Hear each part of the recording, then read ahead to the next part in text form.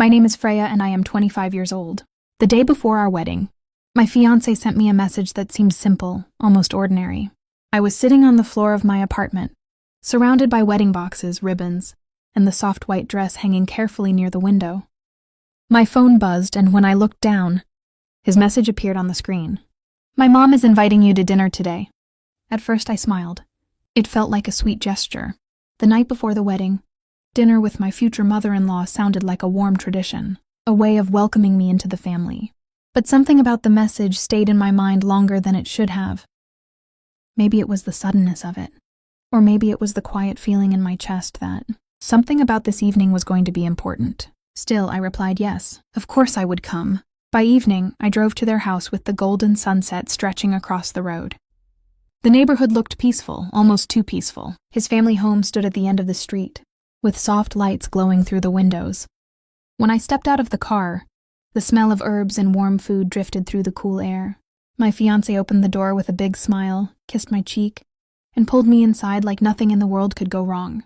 His mother greeted me politely, the way she always did, friendly, but with a distance I could never quite explain. "Freya," she said gently, "I'm glad you came." The table was beautifully set, more elegant than I expected. Candles flickered softly, reflecting off the glasses and plates. For a moment, everything felt perfect, like a peaceful pause before the happiest day of my life. We sat down and dinner began. The conversation was light at first.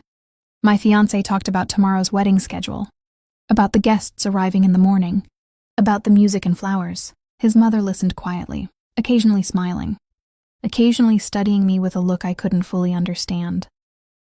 I tried to relax, reminding myself that tomorrow I would officially become part of this family. But as the evening continued, something subtle began to feel strange. Small glances passed between my fiancé and his mother across the table. Not obvious ones, just quick looks, like silent messages being exchanged without words. Once or twice they leaned closer and whispered something I couldn't hear. I brushed the thought away. Families had their own habits, their own little ways of communicating. Still, the feeling lingered in the back of my mind like a quiet question waiting to be answered. By the time dessert arrived, the candles had burned lower and the room had grown warmer.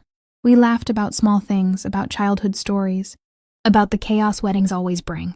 Then suddenly, near the end of the evening, something happened that made my heart pause. My future mother-in-law leaned toward my fiancé and spoke softly in a language I didn't expect to hear. It was smooth, flowing, and unmistakable Italian. I looked up quickly. My fiancé responded to her immediately, just as naturally, just as fluently.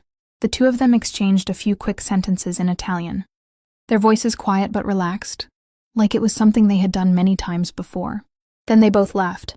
Not loudly, but enough for the sound to echo strangely in the quiet dining room. My heart gave a small, confused thump.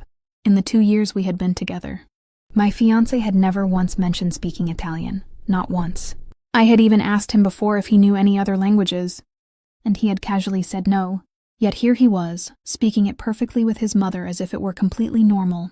I forced a polite smile and kept eating, pretending nothing had happened. But inside my thoughts were spinning. Why hide something like that? And why did they suddenly switch languages at the end of dinner?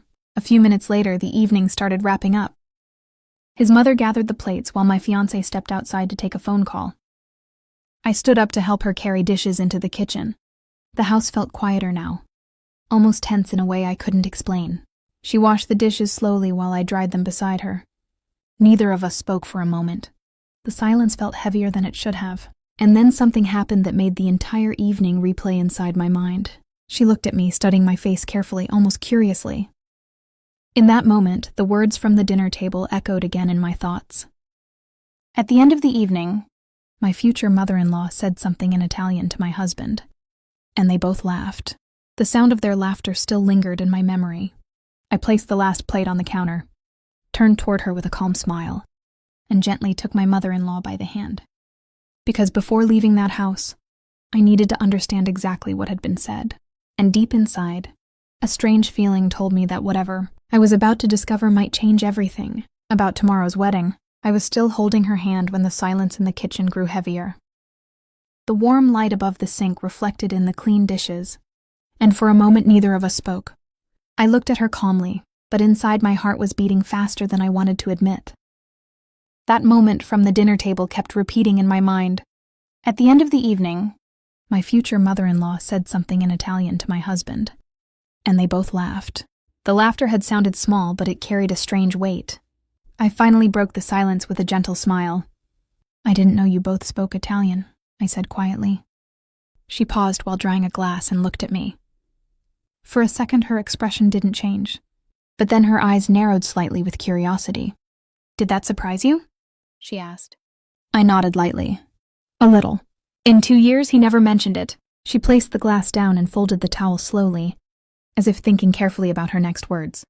"Well," she said softly, "some things don't come up in conversation." I nodded again, pretending to accept that answer. But the truth was, something deeper was bothering me. My fiancé had never been the kind of person to hide things. At least that's what I had always believed. Just then the front door opened, and his footsteps echoed through the hallway. As he walked back inside after finishing his call, he stepped into the kitchen with the same relaxed smile. "Everything okay in here?" he asked. His mother and I both looked at him. For a brief moment, the three of us stood there in an awkward triangle of silence. Then his mother said casually, "Freya was asking about the Italian we were speaking earlier." The smile on his face flickered for a fraction of a second. It was subtle, but I noticed it. "Oh," he said quickly, leaning against the counter. "Yeah, my mom and I used to speak it when I was younger." I crossed my arms lightly, still smiling. "That's interesting," I replied. "Because earlier you told me you didn't know any other languages." He hesitated. It was the first time all evening he looked slightly uncomfortable. "I guess I just never thought it was important," he said with a shrug. But something in his tone felt rehearsed.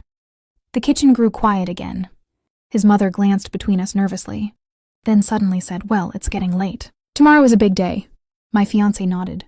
"Yeah, we should probably get some rest." But before the moment could slip away, I spoke again. My voice was calm but firm. "What exactly did you say to each other in Italian at the table?" The question hung in the air like a suspended thread. My fiancé looked at his mother quickly. She looked back at him. That same silent communication I had noticed earlier passed between them again. Then he laughed lightly. "It was nothing," he said. "Just a small joke." I tilted my head slightly. "What joke?" He hesitated again, and that was when I decided to stop pretending. I took a slow breath and looked directly at both of them. Then, in clear and confident Italian, I said, "You asked him if I still didn't know about tomorrow, and he told you not to worry because I had no idea." The effect was instant. My fiancé froze. His mother's eyes widened in shock. The kitchen fell completely silent. "You understand Italian?" he asked slowly. I nodded. "Enough." His mother sat down heavily at the small table, clearly stunned. My fiancé rubbed the back of his neck, trying to gather his thoughts. "Okay," he said finally. "I guess the surprise is ruined." "What surprise?" I asked. He looked at me with an awkward smile. "Tomorrow after the wedding, we were going to tell you something big." My heart beat faster. "Tell me what?" He exhaled and spoke carefully. "We're moving to Italy." For a moment I didn't react. The words felt unreal. "Moving?" I repeated. "Yes," he said quickly. "I accepted a job there a few months ago. It's an incredible opportunity. My mom helped me arrange everything." My chest tightened. "You made this decision months ago?" He nodded. "I wanted to surprise you tomorrow after the ceremony. Imagine it. New country, new life, adventure together." I stared at him. "You planned my entire future without asking me." His smile faded slightly. "I thought you'd be happy." I looked at both of them standing in that kitchen, realizing something important in that moment. It wasn't the move itself that hurt. It was the fact that they had decided everything for me, and laughed about how I didn't know. I picked up my purse calmly. "Freya, wait," he said quickly. But I walked toward the door and turned back one last time. "Thank you for dinner," I said quietly. "But tomorrow, there won't be a wedding." His face went pale. "What?" I met his eyes steadily. "Because the person I marry will be someone who makes decisions with me. Not for me." The house was silent as I stepped outside into the cool night air. The stars above the street were bright and clear, and for the first time that evening I felt something unexpected. Peace. Sometimes the bravest thing you can do is walk away from the life someone else planned for you, and choose your own.